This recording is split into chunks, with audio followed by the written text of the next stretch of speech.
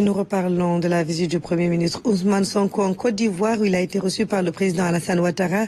Ils sont largement revenus sur la nécessité de densifier la coopération bilatérale mais aussi sur le défi sécuritaire sous-régional. La consolidation des ensembles sous-régionaux était également au cœur de l'audience. Nous retrouvons nos envoyés spéciaux à Abidjan, Khalidou Bey et Aramdao. Il est à peine 17h lorsque le Premier ministre Ousmane Sonko franchit les portes de la résidence du président Alassane Ouattara. Il n'en sortira que vers les coups de 20h, car aussitôt introduit, il a droit au plus chaleureux des accueils et une discussion passionnée sur les enjeux de l'heure. Nous venons d'avoir eu l'honneur d'être reçu par son Excellence, M. le Président de la République de la Côte d'Ivoire, son Excellence, M. le Président Alassane Ouattara, qui nous a reçus avec la délégation gouvernementale que je conduisais pour échanger sur la collaboration bilatérale d'abord entre nos deux pays, qui, comme vous le savez, nous l'avons dit ce matin avec le Premier ministre, est une collaboration qui date de très longtemps, peut-être même avant l'avènement de nos États, sous leur forme actuelle, mais qui s'est confortée dès après les indépendances avec l'action solidaire des présidents Houphouët-Boigny et Léopold Sédar Senghor.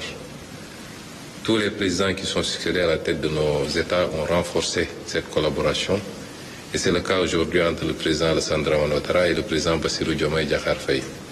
Dans cette ambiance qui mêle affection et sollicitude, les sujets évoqués ont concerné la coopération à renforcer, la situation des deux pays et la sécurité sous-régionale.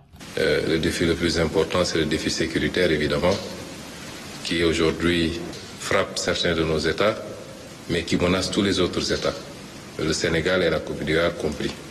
Nous avons largement échangé sur les voies et moyens de sortir de cette situation, sur les voies et moyens aussi de consolider les ensembles que nous avons sous-régionaux, de travailler à renforcer la fraternité entre tous les États et tous les pays de ces ensembles sous-régionaux, mais également les défis économiques, qui sont les vrais défis du continent, indépendamment de la question sécuritaire. J'ai tendance à dire que ce 21e siècle doit être le siècle de l'Afrique.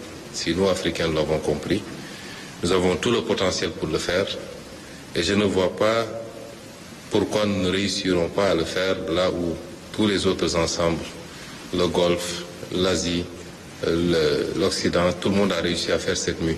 En définitive, le Premier ministre salue une convergence de vues sur les questions soulevées au cours de l'audience élargie comme lors du tête-à-tête avec le président Ouattara. Je sors de cet entretien très satisfait, mais surtout réconforté que l'avenir des relations entre la République de Côte d'Ivoire, qui est une pièce maîtresse dans notre ensemble sous-régional, et la République du Sénégal, ces relations ont de beaux jours devant elles et que nous ne ferons pas moins que nos devanciers. Nous ferons beaucoup plus certainement avec sous le leadership des deux présidents, mais avec la contribution active des deux gouvernements. Les deux gouvernements ont auparavant eu une grande séance de travail. Les résolutions qui y sont prises concordent avec les conclusions issues de cette audience.